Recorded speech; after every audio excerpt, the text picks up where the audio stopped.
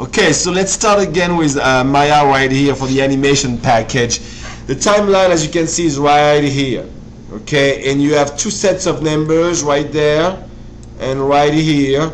The outer numbers 1 and 48 are called the outer number, and they represent the full length of animation. That animation is 48 frames.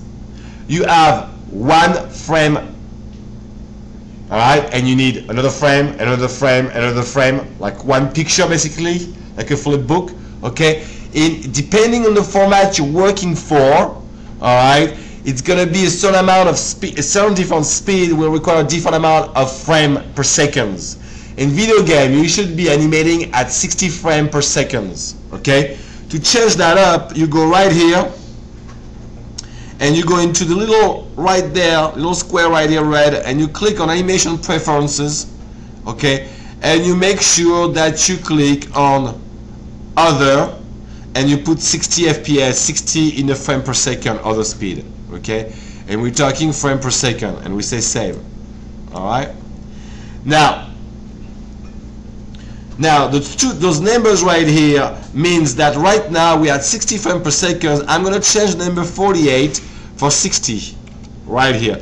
So my animation, my full length, segment of animation is 1 to 60. How many seconds does it represent in video game, you guys? 60 frame. We're working at 60 frames per second. It's like 1 second. So 1 second. You guys, 60 frames per second, we have 60 right there, 1 second. Alright? Now the inner number right here, the 1 and the 24, represent the actual segment you are working right now on screen. So like that, I'm just working from 1 to 24. I'm not working from 25 to 60. Alright? It's like a zooming situation. Catch my drift, you guys, so you don't have everything in front of you bother you. Alright? Because if I make it 1 to 60, like that right here, the ticks are getting smaller and so forth. Okay, sometimes when you have very large animation, you don't want to see everything. You want to see every tick actually right there. So you might go, let's say, oh, I want to focus on 10 to 30, and now you can see every frame right here. All those ticks that you see right there, 10, 11, 12, 13, 14, 15, 16, 17, 18, 19, 20, all that things, you guys, all the way to 30, each of them are frames. They have no information on it right now. Okay, I didn't have any object animated on screen, so there is no information. As soon as I create an object and move that object and record its position, its change of position on the frames, those frames become keyframes. Alright, they've been keyed with a position, with a number, with something to do. Alright, that's why we have frame and keyframe. Okay, forget the baking keys for now. Okay, we'll come back to that. Okay, now on the right side right here, you have the VCR control. Okay, let me make something really quick as an animation.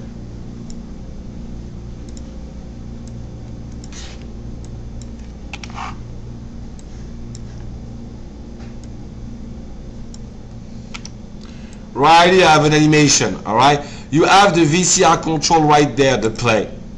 Alright, that's the play forward, that's the play backward. Alright, now we have something very interesting right here. The one right here is the one that goes to the next. Let me move that one actually right here. Put it in the middle so you understand. So we have keys. Objects moving from 10 to 20 and then not moving anymore. We don't have any keys. Alright, now if we go to the next one, a little triangle with a little red bar right here, that will go to the next keyframe. Alright, so we have one at 20, it'll go to the one at 20, and that's it. 20 and 10, nothing else every time, because that's the only two keyframe I have. Now if I go to the one next to it, that doesn't have the red bar but the black bar at the bottom right here, you guys, that one will go next frame, even after 20. Not keyframe, but frames. Okay, very important. And then the two last one, that one and that one goes to the beginning, that one goes to the end of your segment right here. Okay, any questions on that? Okay, let's keep going. Okay, now between those right here, those keys, right there, you guys, in between the keys, all the frame in between those keys are called twins.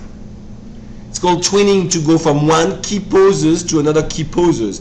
A keyframe should be a key pose, a main movement, a main position in the motion you're doing. If you're doing a punching, for example, that would be keyframe 1, key pose 1, keyframe 2, key pose 2 in reality, keyframe 3, key pose 3. And in video game, it should be the same one right here. Key pose 1 and key pose 2 should be the same one because your punching is coming back. Alright? So it's blended, seamless. Alright, you guys? That's very important. And in between, all the keys in between right there will be actually twin frames. Alright, you guys? That's called twinning. Okay? So that's super, super important, you guys. Now, to adjust, first of all, to see your animation, well, right now, animation is fairly easy, fairly simple, so it's not going to choke in speed. Alright? But sometimes you have very complex animation that Maya is not going to play in real time. Okay? You are going to want to go into basically a special menu, you guys, play blast right here, you guys, where you can adjust. It's in window. Okay? What do you want? So the time slider, which is for me 10 to 30, or the start and end, which is 1 to 60. Alright? And what do you want? The window or whatever rendering setting you want, scaling, size, and stuff like that, and just play blast that. Okay? And that's it, that's your play blast. And you can get it back after that. It's coming. So that's your play blast, just a preview basically of what you did. Okay?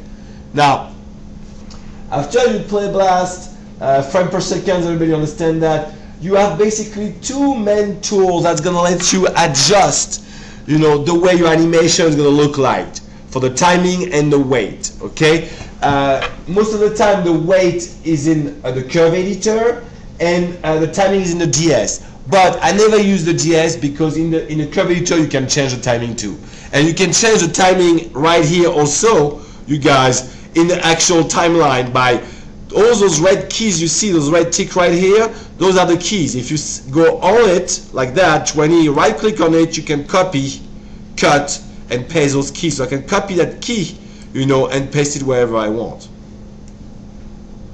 Or actually, let me take the other one right here. The first one, that would be more copy it and go to 30 and add it.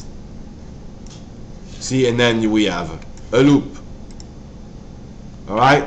This is the simplest loop you'll ever see. Alright, you guys? Now you can adjust the timing of that loop using window animation, alright, the graph editor. And I'm going to stop here to get to another section.